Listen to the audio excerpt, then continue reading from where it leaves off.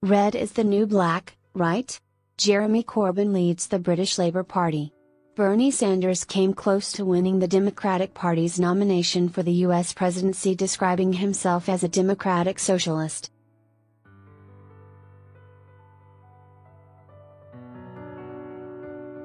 And the 2018 US midterm elections saw a surge of enthusiasm for Democratic candidates running on policy platforms at least as leftist as Mr. Sanders espoused in 2016.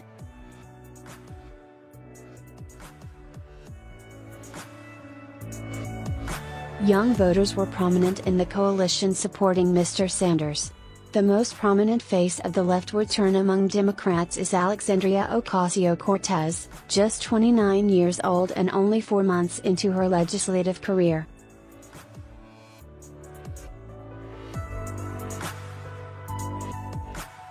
Ms. Ocasio-Cortez is one of the sponsors of the Green New Deal, a suite of social democratic and pro-environmental proposals, supported by several of the Democratic presidential candidates, e.g. Senators Booker, Gillibrand, Harris, Sanders, Warren.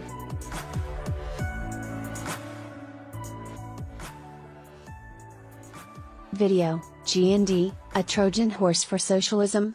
ABC News, it's happening here too. Australian public opinion also exhibits an unmistakable age gradient, with younger Australians more likely to support Labor, and especially the Greens, than older Australians.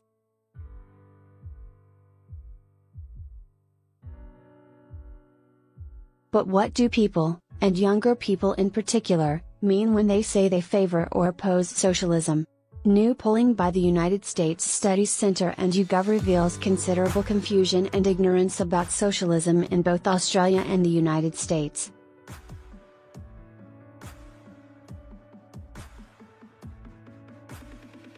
Respondents could provide any answer they liked, in their own words. Infographic: what is your understanding of the term socialism? United States Studies Center at the University of Sydney, 28% of Australians fell at the first hurdle, with don't know, unsure or no clue responses.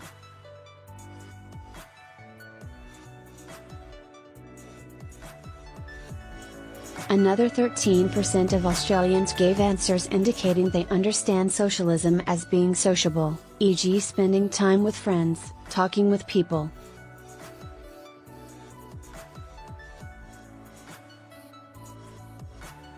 Just 59% offered a response that was even close to any conventional definition of socialism: greater equality, public control of the means of production, etc.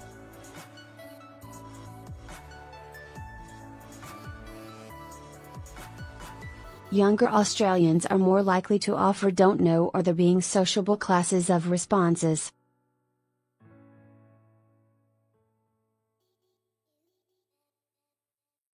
The S word has been thrown around far more frequently in America than in Australia in recent years.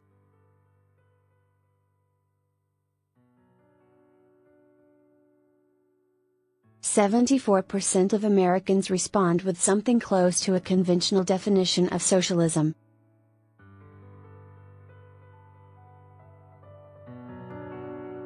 Although younger Americans were less likely than older Americans to be able to define socialism, more than 60% of even the youngest US respondents could do so, compared to less than 30% of young Australians.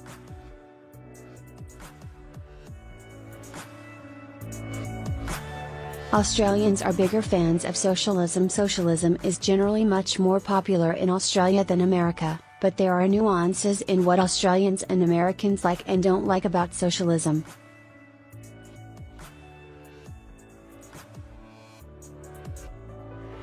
Despite plenty of Australians being unable to define socialism, Australians do have strong views on the components of socialism, whether specific sectors of the economy should be owned and operated by the government, by the private sector, or if respondents were indifferent.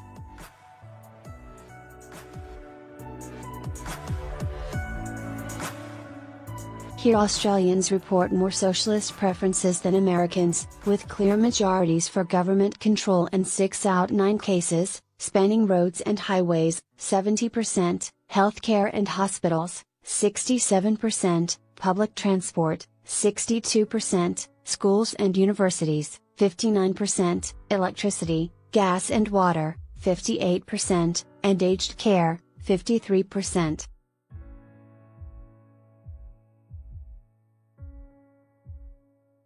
A much different picture emerges in the United States. In one only case out of 9, roads and highways, do a majority of Americans prefer government to private sector control or indifference, and only barely, with 51% support.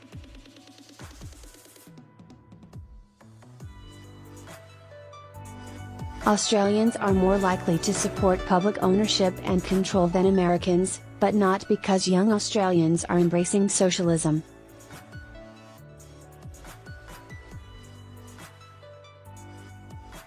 Just the opposite. In 6 out of 9 sectors we asked about, older Australians support public ownership and operation at rates of around 75% or higher, typically outpacing younger Australians on this score by more than 20 percentage points.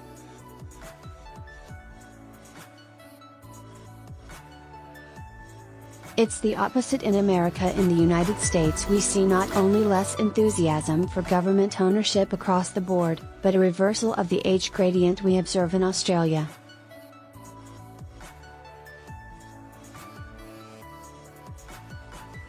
Younger Americans are almost always more enthusiastic about government ownership than their elders, typically by about 15 percentage points.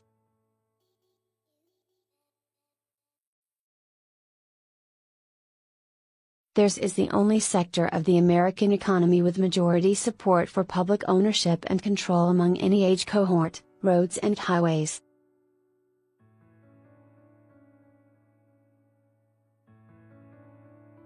Video: Are the Democrats really having a socialist moment?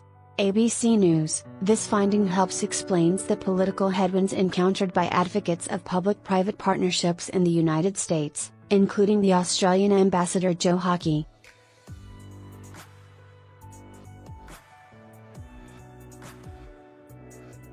Roads and highways have been the domain where public-private partnerships have had some acceptance in the U.S., with Australian institutions prominent among the private investors and operators.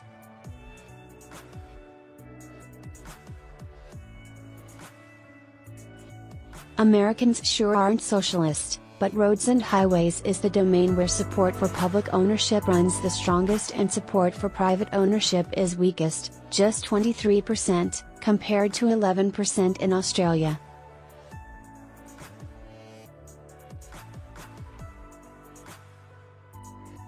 While generally quite skeptical about socialism, Americans need further convincing of the utility of Australian-style asset recycling and public-private partnerships as a model for transport infrastructure.